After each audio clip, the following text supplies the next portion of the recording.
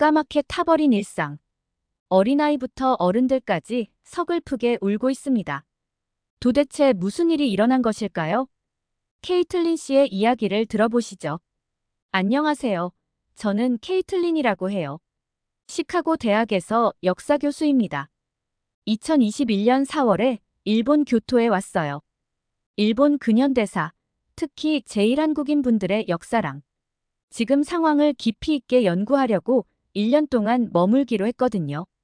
처음 4개월 동안은 교토와 근처 지역의 제1한국인 커뮤니티를 돌아다니면서 역사랑 현재 상황을 알아봤어요. 그러다 우지시에 있는 우토로 마을에 대해 알게 됐는데 1940년대 일제강점기 때 강제로 끌려온 조선인들이 정착한 역사적으로 중요한 곳이더라고요. 7월 말쯤에 우토로 마을에 처음 가봤어요. 오래된 나무집들이랑 좁은 골목길을 걸으면서 역사의 무게감이 느껴지더라고요. 마을에 사시는 김성수 씨를 만나 얘기 나눴는데 마을 역사랑 지금 주민들이 겪는 어려움에 대해 자세히 말씀해 주셨어요. 우리가 이 땅 소유권 때문에 오랫동안 싸워왔어요. 겨우 2020년에 마을 땅을 살 수 있었는데 아직도 어려운 게 많아요. 김 씨 말씀 들으면서 제1한국인 분들이 겪는 복잡한 현실을 실감했죠. 그로부터 2주쯤 지난 8월 30일 아침에 충격적인 소식을 들었어요. 우토로 마을에 큰 불이 났다는 거예요. 바로 현장으로 달려갔죠. 도착했을 때 마을엔 연기가 자욱했고 소방관들이 남은 불을 끄고 있었어요. 집 7채나 완전히 타버렸다는 얘기 듣고 정말 충격받았어요. 얼마 전에 갔던 그 역사적인 곳이 이렇게 망가졌다니 믿기 힘들더라고요. 현장에서 김성수 씨를 다시 만났는데 얼굴에 깊은 슬픔이랑 분노가 가득했어요. 교수님, 이거 그냥 불난 게 아니에요. 누가 우리를 노린 거라고요. 김성수 씨의 의심이 현실이 됐어요. 며칠 뒤에 경찰이 수사해 보니까 이 불이 22살 일본인 남자가 일부러 지른 거였대요. 범인이 제1한국인을 미워하는 마음에 이런 끔찍한 짓을 저질렀다고 하더라고요. 이 일로 제 연구 방향이 완전히 바뀌었어요. 그냥 역사적 사실만 연구하는 게 아니라 지금 일본 사회에서 제1한국인들이 겪는 차별이랑 혐오가 얼마나 심각한지 파헤쳐야겠다고 생각했죠.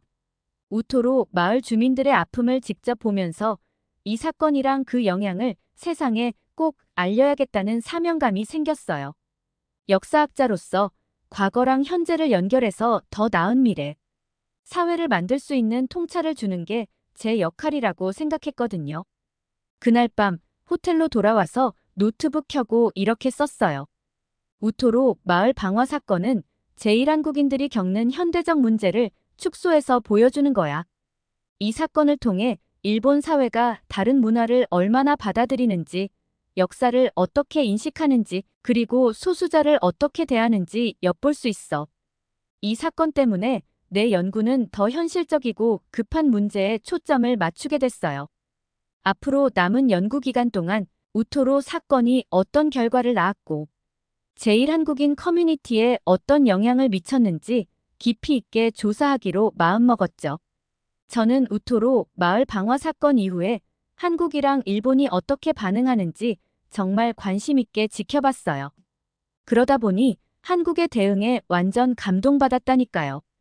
사건 터지자마자 한국 정부가 엄청 빠르고 체계적으로 움직이더라고요.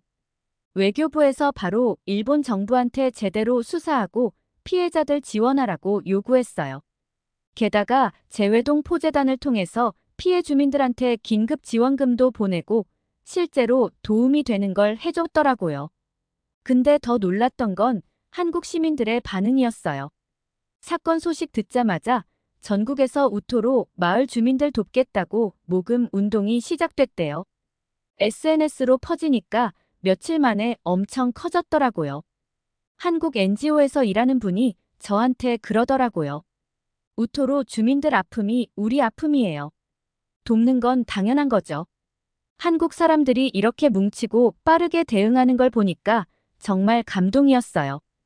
위기 상황에서 보여준 단결력이랑 효율성, 진짜 대단하더라고요. 기업들도 나서는 거 보고 더 놀랐어요. 대기업부터 중소기업까지 다들 우토로 마을 재건하는데 돈 내겠다고 하고, 특히 어떤 건설회사는 새 집 지어주겠다고 했대요. 그것도 공짜로요. 한 기업 임원이 이런 말을 하더라고요. 우리 회사가 잘 된 것도 결국 우리 사회랑 민족 덕분이에요. 이제 우리가 그 은혜 갚을 차례죠. 이런 한국의 모습을 보면서 정말 따뜻한 마음이 느껴졌어요. 같은 핏줄이라고 아무 조건 없이 사랑하고 돕는 거, 그걸 실천하는 모습이 정말 대단하더라고요. 한국이 이렇게 빠르고 효과적으로 대응하니까 일본 사회에서도 반응이 왔어요. 일본 언론에서 한국의 대응을 좋게 보도하고 일본 시민들도 우토로 마을 돕겠다고 나서기 시작했대요. 특히 한국 IT 기업들이 첨단 기술로 돕는 거 보고 더 놀랐어요. 어떤 회사는 우토로 마을 역사를 디지털로 보존하는 프로젝트를 시작했고, 다른 회사는 VR로 화재 전 마을 모습을 재현한다고 하더라고요. 한국이 이렇게 하는 걸 보니까 그냥 피해 복구하는 수준을 넘어서 역사도 지키고 미래도 내다보는 것 같았어요. 한국의 기술력이랑 창의성, 역사의식이 얼마나 대단한지 느낄 수 있었죠. 한 달 뒤에 우토로 마을에 다시 갔는데 완전 달라져 있더라고요. 화재 흔적은 거의 없어지고 새 건물들이 올라가고 있었어요. 주민들 얼굴에서 희망이 보이는 것 같았어요. 김성수 씨가 저한테 그러더라고요.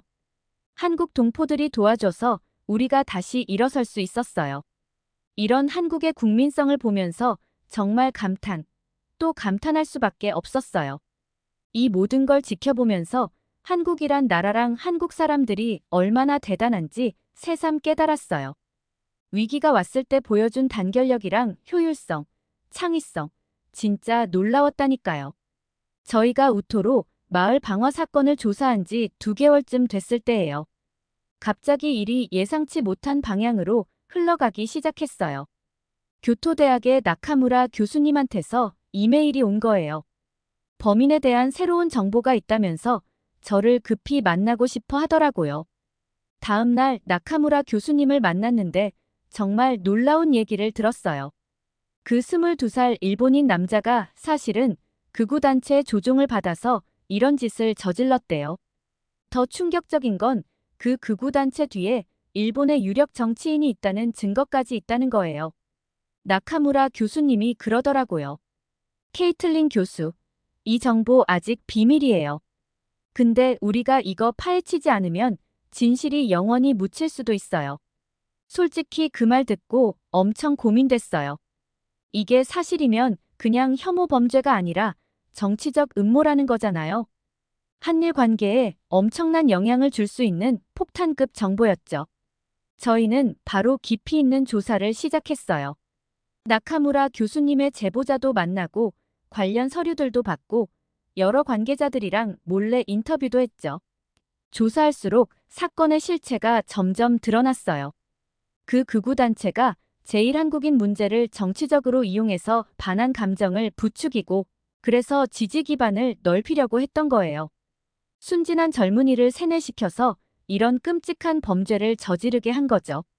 더 충격적인 건 이게 그냥 하나의 극우단체가 단독으로 한 게 아니라는 거예요. 일본 정치계의 일부 세력들이 이걸 뒤에서 지원하고 있었던 거예요. 한일 관계를 악화시켜서 자기들의 정치적 이익을 챙기려고 한 거죠. 이걸 알고 나서 저는 정말 큰 고민에 빠졌어요. 이 정보를 공개해야 할까? 공개한다면 어떻게 해야 할까? 공개하면 어떤 일이 벌어질까? 고민 끝에 결국 공개하기로 했어요. 역사학자로서 그리고 한 사람의 인간으로서 진실을 숨기는 건 옳지 않다고 생각했거든요. 하지만 그냥 막 공개하면 더 큰 혼란이 올 수 있으니까 신중하게 접근하기로 했어요. 나카무라 교수님이랑 저는 먼저 우리가 찾은 증거들을 정리해서 학술 논문으로 발표하기로 했어요. 동시에 믿을 만한 언론사들이랑 연락해서 이 사실을 보도할 수 있게 준비했죠. 논문이 나오고 언론에서 보도하기 시작하자 일본 사회가 발칵 뒤집혔어요. 많은 사람들이 거리로 나와서 진상규명을 요구했고 정치권에서는 매일 치열한 논쟁이 벌어졌죠. 한국의 반응은 더 격렬했어요. 반일 감정이 높아지는 동시에 일본의 양심적인 시민들이랑 힘을 합쳐야 한다는 목소리도 커졌어요. 한국 정부는 일본 정부한테 공식적으로 해명하고 사과하라고 요구했고요. 국제사회에서도 이 사건에 주목하기 시작했어요. 유엔 인권위원회에서 조사를 시작했고 여러 나라들이 일본 정부한테 책임 있게 행동하라고 촉구했죠. 이 모든 일이 벌어지는 동안 저는 계속 인터뷰 요청이 들어오고 협박도 받고 회유도 당하고 그랬어요. 가끔은 내가 왜 이런 일을 시작했나 하고 후회도 했죠. 하지만 우토로 마을 주민들 얼굴을 떠올리면 이 힘든 과정을 견딜 수 있는 힘이 생기더라고요. 진실이 밝혀지면서 우토로 마을 주민들을 비롯한 제1한국인들 상황에도 변화가 오기 시작했어요. 일본 사회에서 그들의 어려움을 이해하는 목소리가 커졌고 지원하고 연대하자는 움직임도 늘어났죠. 결과적으로 이 사건은 한국과 일본이 과거사 문제와 제1한국인 문제를 더 진지하게 마주하게 되는 계기가 됐어요. 물론 아직 갈 길이 멀지만 적어도 진실을 정면으로 마주보는 첫 걸음을 뗀 거죠. 충격적인 일이 일어났어요. 아, 정말 이건 너무했어요. 우토로 사건이 터지고 나서 한참 지났을 때의 일인데 제가 듣게 된 소식이 정말 말도 안 된다고 해야 할까요? 지금 생각해도 너무 열받네요. 와, 이게 말이 되나요? 22살 일본인 남자가 우토로 마을에 불 지르고 겨우 4년형이래요. 7채나 되는 집이 불탔다고요. 그 많은 사람들의 삶이 한순간에 망가졌는데 말이에요. 그날 밤 호텔방에 혼자 앉아 뉴스를 보는데 진짜 속이 뒤집어지더라고요. 화면 속 우토로 마을은 아직도 연기가 피어오르고 있었어요. 주민들은 망연자실한 표정으로 서 있었죠. 근데 나오는 내용이 뭐겠어요? 4년 구형이래요. 농담하는 줄 알았다니까요. 손이 떨려서 일본 법률 전문가 친구한테 전화했어요. 야, 이거 뭐야? 어떻게 된 거야? 걔가 설명을 해주는데 들으면 들을수록 더 화가 나더라고요. 무슨 일본 형법이 관대하다느니 초범이라 그렇다느니 농담하는 거 아니에요? 이건 명백한 증오범죄라고요. 창밖으로 보이는 도쿄의 밤거리. 깔끔하고 조용해 보이는 그 거리 뒤에 이런 추악한 진실이 숨어 있었다니요. 제가 알던 일본은 어디로 간 걸까요? 평화롭고 질서 있는 나라, 인권 선진국? 다 거짓말이었나 봐요. 잠도 안 오더라고요. 밤새 일본 형법에 대해 찾아봤어요. 근데 읽으면 읽을수록 더 화가 나요. 이게 21세기 선진국의 법 체계라고요? 어떻게 이런 중범죄를 이렇게 가볍게 다룰 수 있는 거예요? 다음 날 제1한국인 커뮤니티 센터에 가봤어요. 거기서 만난 할머니의 이야기를 듣는데 눈물이 멈추질 않더라고요. 평생을 차별 속에 살아오셨대요. 그런데 이제 와서 이런 일을 당하다니. 일본 사회는 뭘 한 거예요, 지금까지. 분노에 몸이 떨려서 일본 정부 관계자한테 연락했어요. 근데 돌아오는 대답이 뭐겠어요? 이건 개별적인 범죄 사건입니다. 헛웃음만 나오더라고요. 눈 가리고 아웅하는 꼴 아닌가요? 처음 일본에 왔을 때가 생각나요. 그때는 얼마나 들뜨고 기대에 차 있었는지 몰라요. 일본 문화 배우고 역사 연구하고. 근데 지금은요? 제 안에 그 설렘은 온데간데 없고 실망감과 분노만 가득해요. 이게 바로 진짜 일본의 모습인 걸까요? 겉으로만 반짝이는 포장지 뒤에 이런 추악한 현실이 숨어 있었다니요. 더 이상 눈 감고 있을 수 없어요. 이 진실을 세상에 알려야겠다는 생각이 들더라고요. 일본이 변하지 않으면 우토로 마을의 비극은 또다시 반복될 거라 생각이 드네요. 자, 이제 정말 본격적으로 파고들 때가 왔어. 우토로 마을 사건과 그 황당한 판결 이후로 내 머릿속은 온통 질문 투성이었거든. 왜 이런 일이 벌어진 걸까? 이게 그냥 우연일까? 아니면 뭔가 더 깊은 문제가 있는 걸까? 그래서 나는 일본 역사의 미로로 뛰어들었어. 특히 제1한국인과 조선인들이 어떻게 살아왔는지 그들의 역사를 파헤치기 시작했지. 와, 이게 정말 쉽지 않더라고. 표면적으로는 다 평화롭고 조화로워 보이는데 파고들수록 복잡하고 어두운 면들이 나타나는 거야. 우선 도서관부터 뒤졌어. 일본의 역사 교과서들을 하나하나 살펴봤는데 깜짝 놀랐지 뭐야. 제일 한국인이나 조선인에 대한 내용이 거의 없는 거 있지? 있어봤자 몇 줄 정도. 이게 말이 돼? 그래서 일본 정부 문서들도 찾아봤어. 이민 정책이라든가 외국인 처우에 관한 문서들 말이야. 근데 이것들 읽으면서 또 한 번 충격 먹었어. 겉으로는 다 평등하고 공정한 것처럼 써 있는데 자세히 들여다보면 은근히 차별적인 내용들이 숨어 있더라고. 알면 알수록 더 실망하게 되었지. 이번 일본 연구를 통해 정말 많은 걸 배웠어. 특히 역사 인식에 대해서 말이야. 한국의 역사 교육과 연구 방식을 보면 정말 감동적이더라고. 우리나라는 과거의 아픈 역사도 숨기지 않고 직시하려고 노력해. 대한민국 군대가 저지른 잘못도 교과서에 실리고 연구도 활발히 이루어지고 있잖아. 또 위안부 문제나 강제징용 문제에 대해서도 한국은 꾸준히 연구하고 진실을 밝히려고 노력하고 있어. 단순히 일본을 비난하는 게 아니라 역사적 사실을 객관적으로 밝히고 피해자들의 명예를 회복하려는 거지. 한국 역사학계의 노력은 정말 대단해. 새로운 사료가 발견되면 기존의 해석을 과감히 수정하기도 하고, 때로는 국민들이 좋아하지 않을 내용이라도 사실이라면 당당히 발표하잖아. 이런 태도가 바로 진정한 역사 연구의 자세라고 봐. 가장 중요한 건 이런 다양한 의견들을 인정하고 열린 마음으로 토론한다는 거야. 특히 인상 깊었던 건 한국의 젊은 세대들이 역사에 대해 갖는 태도야. 그들은 단순히 애국심에 호소하는 역사 교육을 원하지 않아. 대신 비판적 사고를 통해 역사를 바라보고 과거의 잘못된 점들도 인정하고 반성하려는 모습을 보여주더라고. 한국의 이런 모습을 보면서 나는 진정한 역사 인식이 뭔지 깨달았어. 그건 단순히 자국의 입장만 고집하는 게 아니야.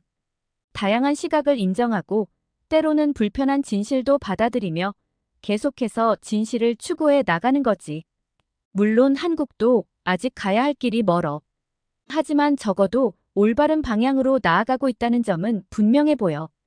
이런 한국의 모습을 보면서 나는 다른 나라들도 배울 점이 많다고 생각해.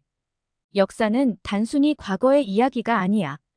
그건 현재를 이해하고 미래를 만들어가는 열쇠야.